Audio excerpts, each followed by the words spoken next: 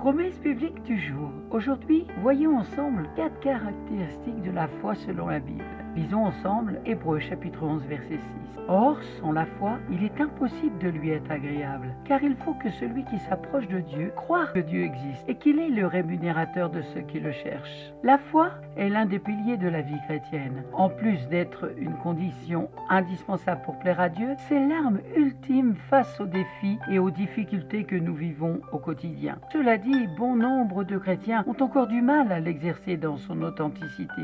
Aujourd'hui, si tu es dans ce cas, je t'invite à découvrir ces 4 caractéristiques de la foi selon la parole de Dieu. Et à toi de méditer cette parole. Première caractéristique aujourd'hui, la foi est sincère.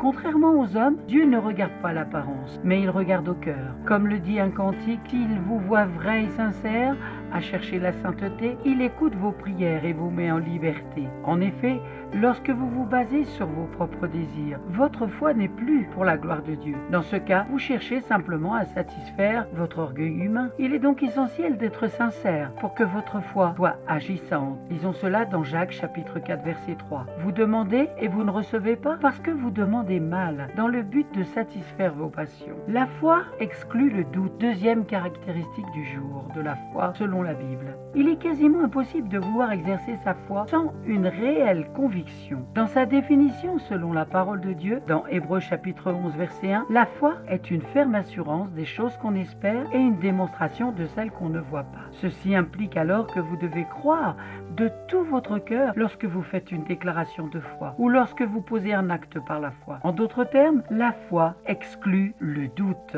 Troisième caractéristique de la foi selon la Bible, la foi est violente. Oui, cela peut paraître étrange, mais la foi dans son authenticité fait souvent appel à une certaine violence. Il ne s'agit certes pas d'une violence physique, mais d'une violence intérieure due à un ardent désir de changer une situation. En effet, c'est généralement face à des circonstances qui veulent nous condamner nous-mêmes ou notre entourage que nous sommes amenés à exercer notre foi. Nous sommes alors appelés à nous lever, à faire face à l'adversité, à dire non avec vigueur aux déclarations des ténèbres, à appeler les choses qui n'existent pas à l'existence. Tout ceci ne se fera pas dans la douceur, ah non, mais avec un certain zèle, avec l'autorité que nous a conférée le Seigneur. D'autant plus qu'il ne nous a pas donné un esprit de timidité, mais un esprit de force, d'amour et de sagesse. Et la 4e caractéristique de la foi selon la Bible, la foi victorieuse. C'est une réalité. La foi nous permet de remporter tant et tant de victoires. Nombreux sont ces héros de la Bible qui ont accompli des choses grandioses parce qu'ils ont eu foi en la parole de Dieu. Il ne s'agit pas d'un fait révolu, puisque le Seigneur demeure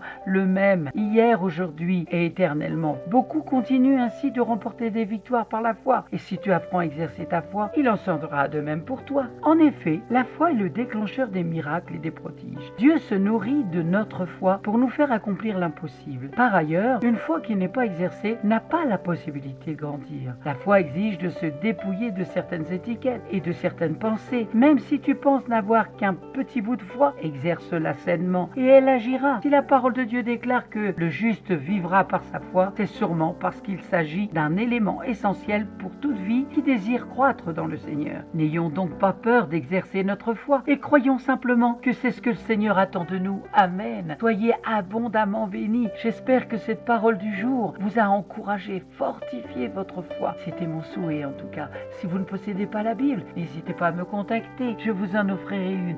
Soyez abondamment bénis. À très bientôt.